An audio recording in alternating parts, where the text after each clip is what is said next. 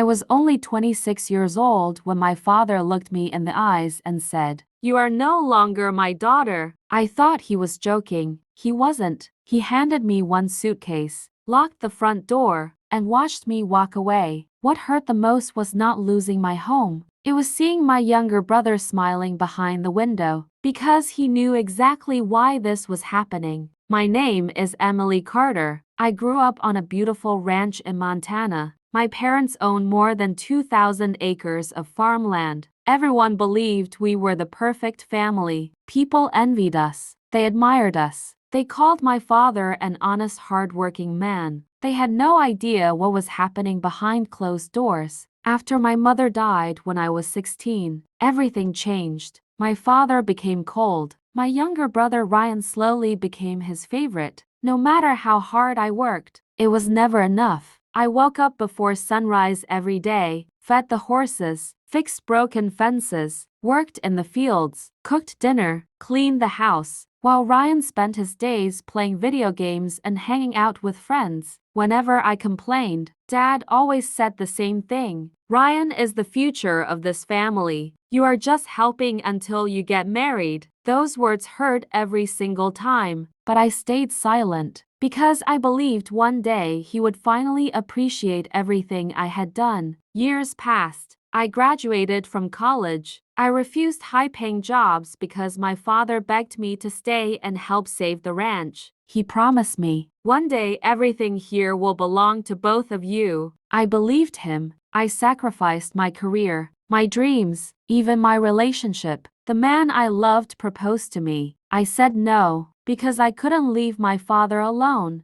Looking back, that was the biggest mistake of my life. Then one morning, everything collapsed. My father called me into his office. His lawyer was sitting beside him. Several legal papers were spread across the desk. He didn't even ask me to sit down. He simply pushed the papers toward me. "I've transferred the entire ranch to Ryan."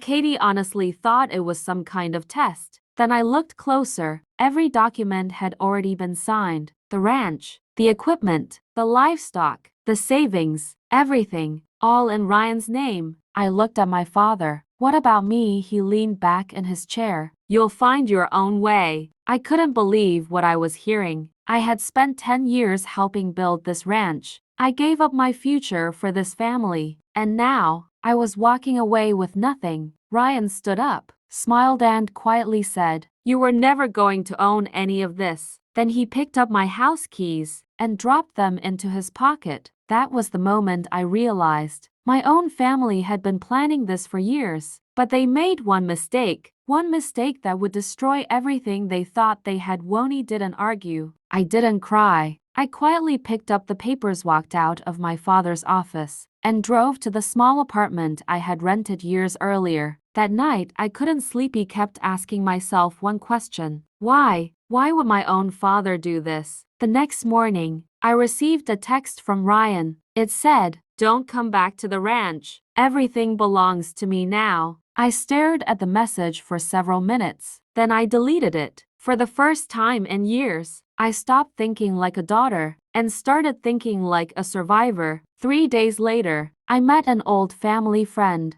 Mr. Thompson. He had worked with my grandfather for over 30 years. When he heard what happened, his face turned pale. He slowly asked, "Did your father tell you about your grandfather's will?" I frowned. "What will?" He looked surprised. "You mean you never saw it?" I shook my head. He became silent, then quietly said, "Your grandfather made me promise never to interfere. But after what your father has done, you deserve to know the truth." My heart started racing. He reached into his truck, pulled out an old leather folder. Inside was a faded copy of my grandfather's handwritten letter. It wasn't the official will, but it mentioned something strange. If Emily is ever left with nothing, she must search the old red barn. The truth has always been beneath the floor. I looked up in shock. "The old barn?" Mr. Thompson nodded. "The one nobody has entered since your grandfather died." Suddenly everything started making sense. My grandfather loved that barn. He spent countless hours there, even when nobody understood why. As children, Ryan and I were forbidden from playing inside it. Grandfather always smiled and said, "Some doors should stay closed until the right person arrives." At the time, I thought he was just telling stories. Now, I wasn't so sure. That evening, I quietly drove back toward the ranch. The sun was setting. Most of the workers had already gone home. Ryan's truck wasn't there. My father was inside the house. The old barn stood alone at the far end of the property, exactly where it had always been. Its faded red paint was peeling. The roof looked ready to collapse. Nobody had touched it in years. I carefully slipped inside. Dust filled the air. Broken tools covered the walls. Old farming equipment sat untouched. For a moment, I thought Mr. Thompson had been mistaken. Then I noticed something unusual. The wooden floor in one corner looked newer than the rest. Someone had replaced those boards. I knelt down, ran my fingers across the wood. There was a tiny metal ring hidden beneath years of dust. My hand started shaking. I pulled the ring. Nothing happened. I pulled harder. Slowly, the entire wooden section lifted upward, revealing a narrow staircase leading underground. Cold air rushed out. My heart pounded so loudly I could hear it. Grandfather hadn't been hiding old farming tools. He had been hiding something far more important, and whatever waited beneath that barn was about to change my life forever. Turned on my phone's flashlight and slowly walked down the narrow wooden stairs. Every step echoed through the darkness. The air smelled old, like the place had been sealed for decades. At the bottom, I found a small underground room.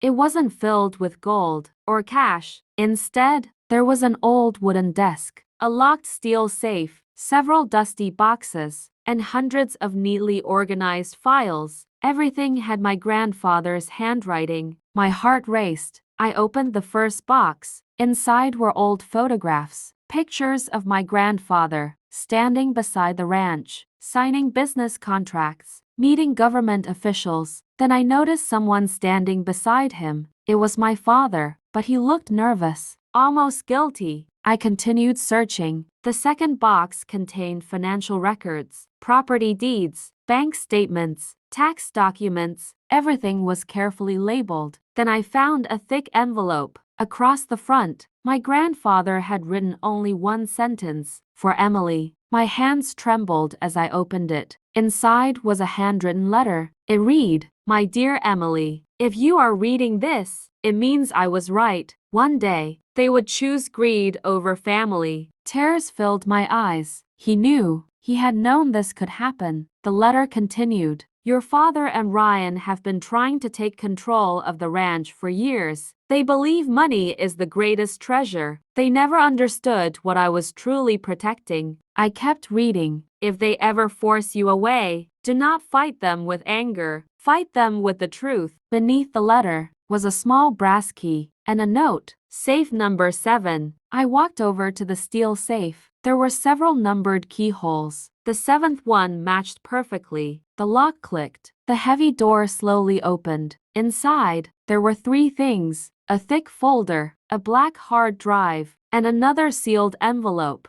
I opened the folder first. My heart nearly stopped. It contained the original ownership documents for the ranch. My grandfather had never transferred full ownership to my father. Instead, he had created a special family trust. The final beneficiary was me. I read the document again and again. It was impossible. Legally, the ranch wasn't my father's to give away, which meant the papers I had signed might not even be valid. Then I plugged the hard drive into an old laptop sitting on the desk. Hundreds of video files appeared. The very first recording showed my grandfather sitting in this exact room. He looked directly into the camera. "If you are watching this, Emily, I need you to listen carefully. I have recorded everything. The threats, the forged signatures, the secret meetings. I have kept proof of every lie." My entire body froze. He had documented everything. Years before he died. The next video showed my father arguing with my grandfather. "I deserve this ranch." My grandfather calmly replied, "You deserve only what you've earned." Then came another recording. Ryan was there too. He said,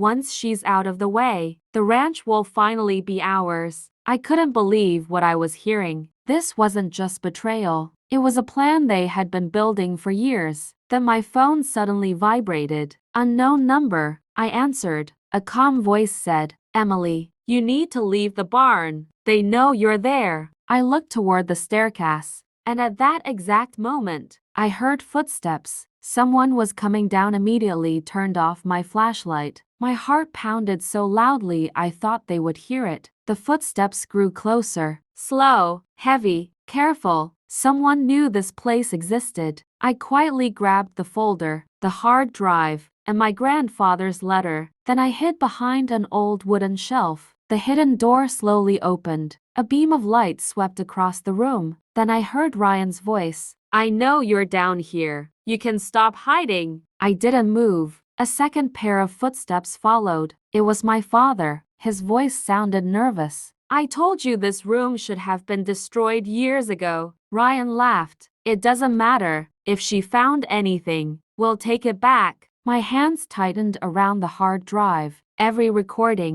every document, every piece of evidence was now in my backpack. Ryan walked toward the steel safe. He looked inside. His face turned white. "It's empty." He turned toward my father. "She has everything." For the first time, I saw fear in my father's eyes. "Real fear," he whispered. "If those files reach a lawyer, we lose everything." Ryan became furious. "Then don't let her leave." The moment I heard those words, I quietly slipped behind another shelf. There was a small wooden door leading outside the underground room. My grandfather had planned an escape route. I opened it carefully. Cold night air rushed inside. Without making a sound, I crawled through the narrow tunnel. 5 minutes later, I emerged behind the old barn. Neither of them had seen me. I ran to my truck, locked the doors, and drove straight into town. I didn't stop until I reached the office of attorney Sarah Mitchell. She was one of the best property lawyers in Montana. Even though it was nearly midnight, she agreed to meet me after hearing my grandfather's name. I placed the folder, the hard-driven every document on her desk. She spent almost 2 hours reading everything. Not once did she interrupt. Finally, she looked up at me. Her expression had completely changed. She slowly smiled. "Emily, I've handled property disputes for 23 years, but I've never seen evidence this strong." She opened the original trust documents. "Your grandfather never transferred ownership to your father. Legally, he never had the authority to give the ranch to Ryan." I stared at her. "So the transfer is invalid?" She nodded. "Not only invalid, it may also be fraud." She inserted the hard drive into her computer. One by one videos played. My father admitting he wanted the ranch. Ryan talking about getting rid of me. Hidden financial records. Forged signatures. Everything was there. Sarah leaned back in her chair, then quietly said, "They thought they had already won. They have no idea what's about to happen." The very next morning, she filed an emergency court order. By noon, the judge signed it. Every transfer involving the ranch was frozen. The property could not be sold. The bank accounts were temporarily locked, and both my father and Ryan were ordered to appear in court within 10 days. That afternoon, my phone rang. It was my father. For the first time in years, his voice was shaking. He asked only one question. "What exactly did you find in that barn?" I looked out the window, smiled quietly, and replied, "You'll find out in court." Then I ended the call. For the first time in my life, they weren't controlling the story anymore. The truth was. And the truth was about to destroy everything they had built. Courtroom was completely silent. My father sat beside Ryan. Neither of them looked confident anymore. For the first time in my life, I wasn't afraid of them. Attorney Sarah Mitchell calmly walked to the judge's bench. She placed 6 large binders on the table. Then she connected the hard drive to the courtroom screen. "My client would like to present evidence." The judge nodded. "Proceed." The first video began playing. My grandfather appeared on the screen. He looked directly into the camera. "If you are watching this, it means someone has tried to steal what was never theirs." The courtroom became silent. Then another video played. My father was standing inside the old barn. He was arguing with my grandfather. You should transfer everything to me. My grandfather answered calmly. The ranch belongs to the one who protects it, not the one who wants to sell it. My father's face turned pale. Ryan looked down at the floor. Then came the final recording. It was the one that changed everything. Ryan laughed and said, "Once Emily is gone, the ranch will finally belong to us." My father didn't stop him. Instead, he smiled. The judge immediately paused the video. He looked directly at my father. "Is this your voice?" My father lowered his head. "Yes." The judge asked another question. "Did you knowingly transfer property that you did not legally own?" There was a long silence. Finally, he whispered, "Yes." The courtroom erupted. Ryan stood up. "This isn't fair." The judge looked at him. "Sit down." Within minutes, the final decision was announced. The transfer of the ranch was declared completely invalid. Every document signed by my father was cancelled. The ranch livestock, the farmland, every building, every acre, was legally returned to the family trust. And according to my grandfather's original documents, I became the sole owner. Ryan slammed his fist on the table. My father closed his eyes. Everything they had spent years trying to steal was gone. Outside the courthouse, reporters surrounded us. They asked me one question. "How do you feel after winning?" I smiled softly. This was never about revenge. It was about protecting my grandfather's legacy. Over the next 2 years, I rebuilt the ranch. I hired honest workers, expanded the business, opened a farm education center for children. The ranch became more successful than ever before. One afternoon while repairing the old barn, I found another small wooden box hidden inside the wall. Inside was my grandfather's pocket watch and one final handwritten note. It read, "Emily, I always believed you would find your way back here. Never let greed become more important than family, but never let family destroy your future." I held the watch tightly and looked across the fields, the same fields where I had spent my childhood. For the first time in many years, I felt peace. A few months later, my father came to the ranch alone. He looked older, his shoulders were bent, his voice was weak. He quietly said, "I made the biggest mistake of my life. I chose money over my own daughter." I looked at him for a long moment. Then I answered, "I forgive you, but forgiveness doesn't erase consequences." He nodded, turned around, and slowly walked away. That was the last time I ever saw him. As the sun set over the ranch, I smiled, not because I had won, but because I had kept my grandfather's promise. The greatest inheritance he left me was never the land. It was the courage to fight for what was right.